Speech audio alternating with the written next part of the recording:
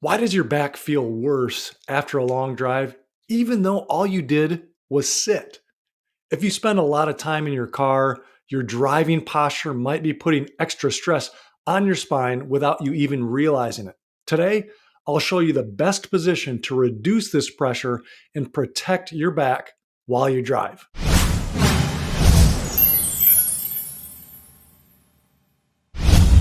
First, let's start with lumbar support, so the low back support and the seat inclination. How inclined or reclined should that be?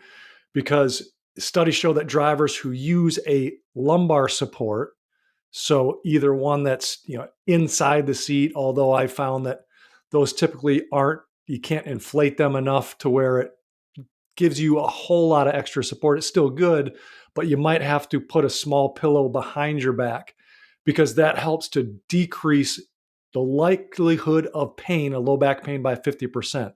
And so that's one thing, is having good lumbar support. Number two is how inclined should the seat be? You see here, so if 90 degrees is straight up and down, I would say about 90 is maybe a little too upright. Go back 5 to 10 degrees to 95 degrees to 110 degrees. So again, just reclining this about 5 to 10 degrees more. Any more than that, then it causes poor head position, which you're going to see right here.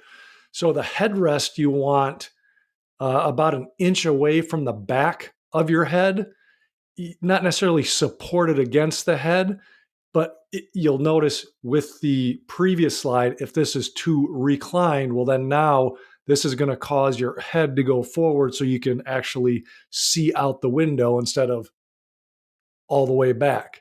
So that's one thing you can do. What you can also do with the headrest is you can use it as an exercise tool.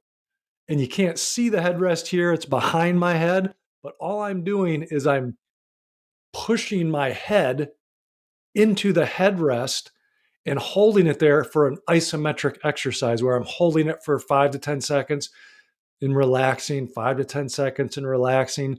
So if your seat position is in a good position, your headrest position is in a healthy position, we can use it to our advantage to gain strength in our neck and in our spine.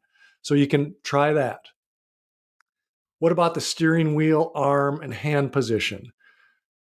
Well, you want the seat close enough to where you're not, well, we'll get to that in a second, with the feet, but with the arms, you're going to have, about a 95 degree to again, all the way up to 120-degree bend in the elbow.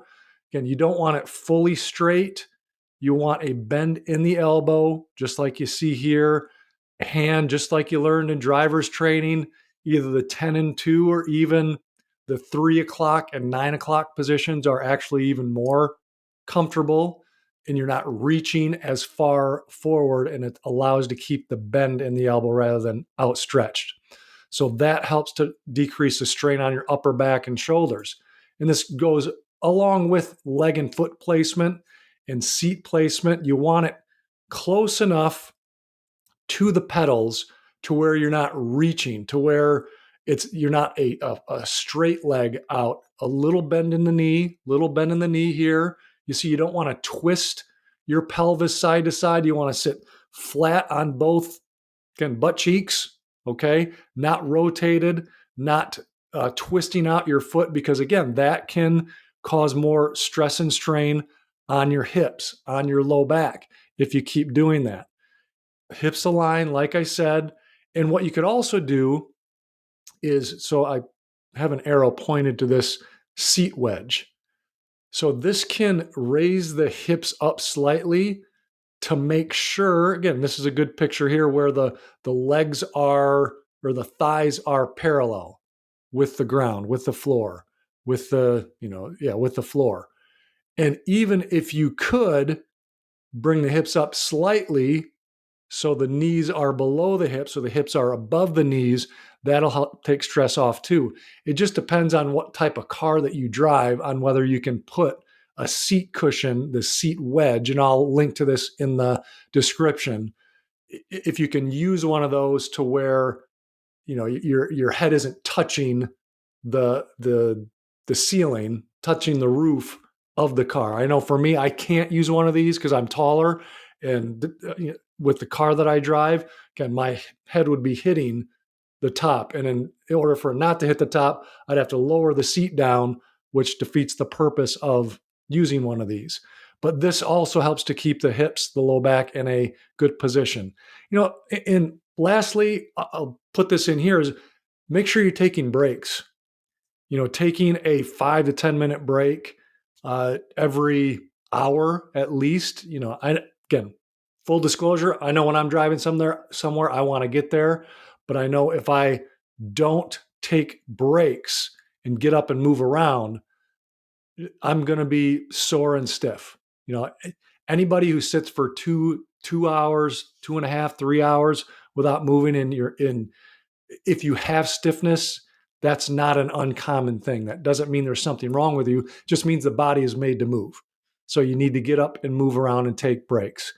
If you want a full breakdown of how to keep your spine healthy, with hydration, with exercises, with adjusting your lifestyle, and even with how to support the normal structure, the normal posture of your spine, type spine in the comments and I'll send you my spinal hygiene mini class. Simple, easy to follow.